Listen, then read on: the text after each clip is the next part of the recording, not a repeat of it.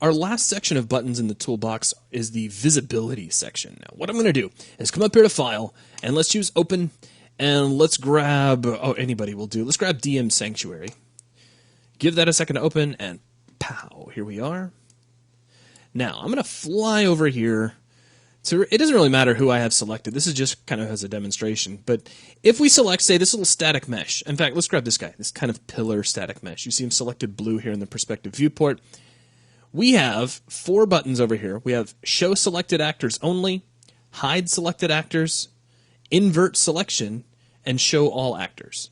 So their names pretty much tell what they do, but let's go ahead and click on them anyway. If we say Show Selected Actors Only, that's going to hide away all of the actors except this one actor. Now, you're probably still thinking, wait a minute, I still see all this other stuff.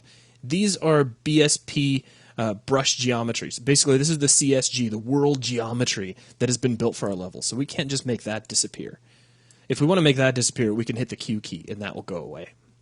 So now we're just looking at this one object. Now, if I want, I can click Show All Actors, and that'll bring all that back. But if I want to bring back my world geometry, I need to hit the Q key again. So there we go. We'll bring that back.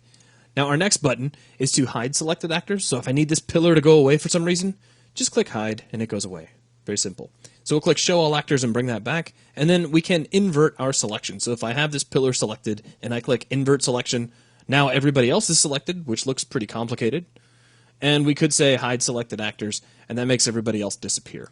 So just a really quick look at the last 4 buttons of our toolbox. They just allow you to control visibility and really focus down on exactly what it is you want to see. Remember, if you are trying to hide away everything except a single actor and you still see your CSG, remember to use the Q key to make your world geometry go away. And that is going to wrap things up for this video.